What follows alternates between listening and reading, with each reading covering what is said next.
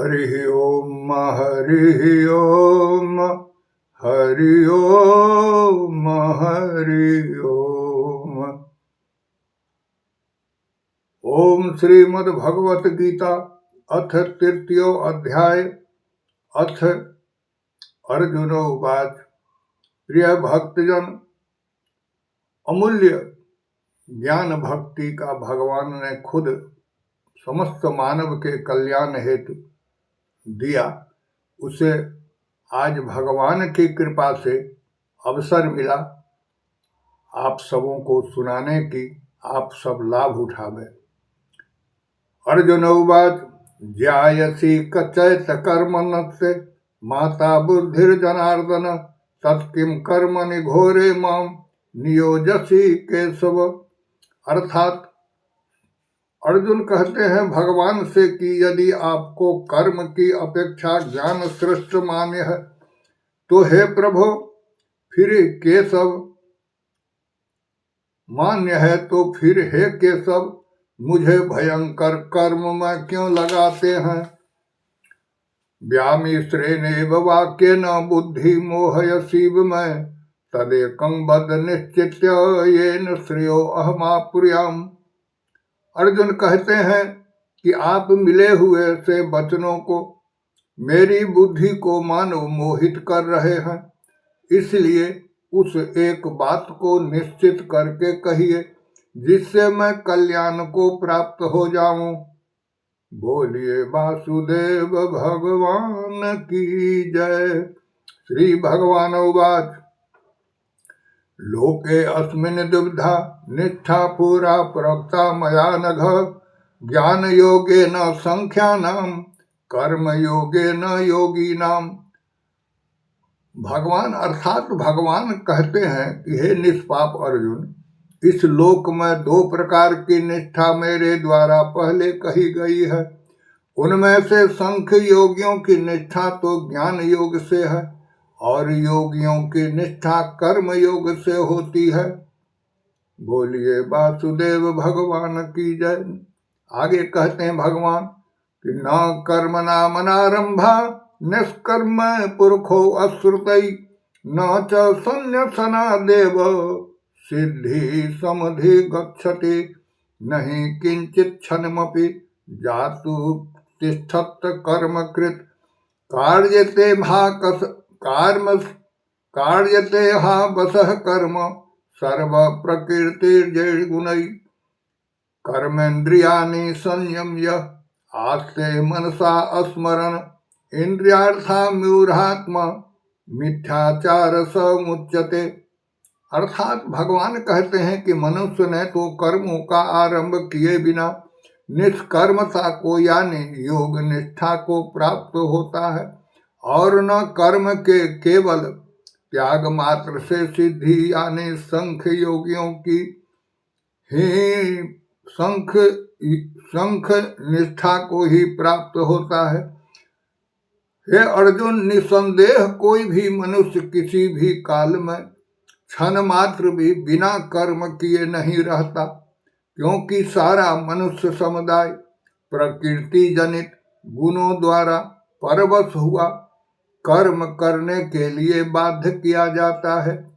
जो मूढ़ बुद्धि मनुष्य समस्त इंद्रियों को हठपूर्वक ऊपर से रोककर मन से उन इंद्रियों के विषयों का चिंतन करता रहता है, वह मिथ्याचारी अर्थात दंभी कहा जाता है। बोलिए वासुदेव भगवान की जय।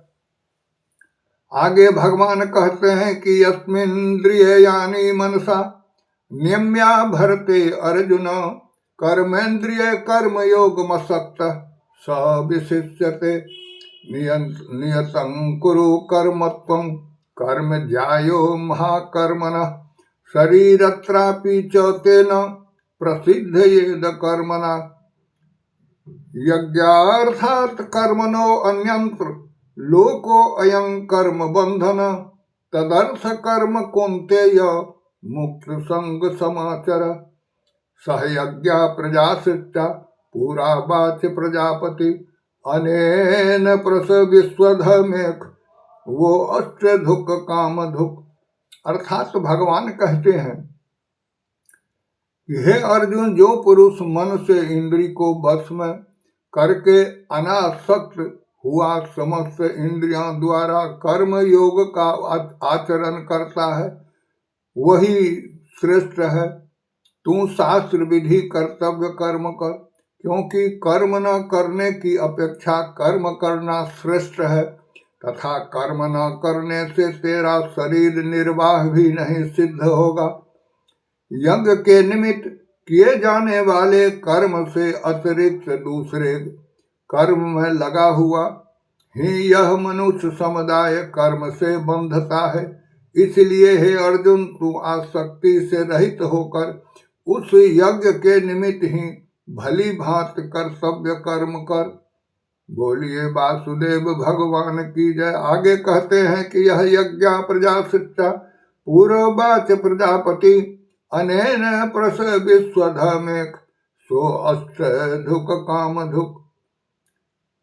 भगवान कहते हैं कि हे अर्जुन, प्रजापति ब्रह्मा ने कल्प के आदि में यज्ञ सहित प्रजाओं को रचकर उनसे कहा कि तुम लोग इस यज्ञ के द्वारा वृद्धि को प्राप्त हो, और यह यज्ञ तुम लोगों को इच्छित भोग प्रदान करने वाला है।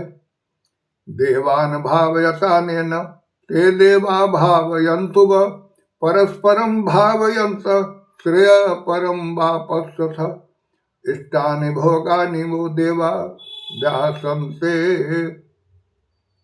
यज्ञ भाविता तदर्थतान प्रदायेभ्यो यो भुंगते अस्तेन एव स यज्ञ शिष्टासिनः सन्तो मुच्यन्ते सर्तकीलिखै भुज्यते ते तदं पापा ये पंचन्यात्म कर्मनाथ। अर्थात भगवान कहते हैं कि ब्रह्मा ने कहा कि तुम लोग इस यज्ञ के द्वारा देवताओं को उन्नत करो, और वे देवता तुम लोगों को उन्नत करे।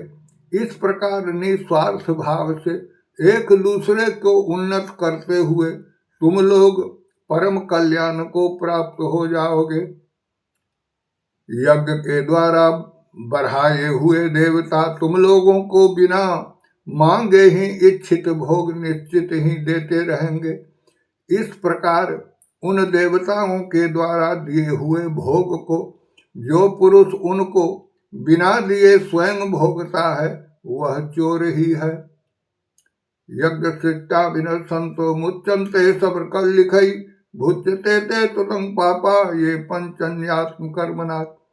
अर्थात यज्ञ से बचे हुए अन्न को खाने वाले श्रेष्ठ पुरुष सब पाप से मुक्त हो जाते हैं, और जो पापी लोग अपना शरीर पोषण करने के लिए ही अन्न पकाते हैं, वो तो पाप को ही खाते हैं। बोलिए वासुदेव भगवान की जय। अन्नादि भवन्ति भूतानि पर्यादन्न संभव यज्ञाद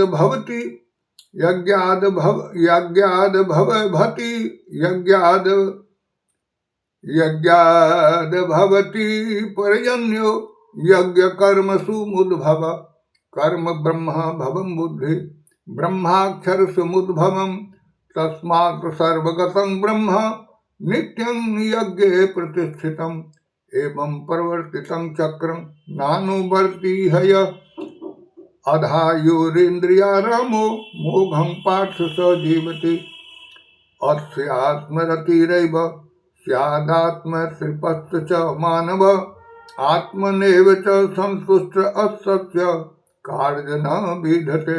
अर्थात भगवान कहते हैं कि संपूर्ण प्राणी अन्न से उत्पन्न होते हैं।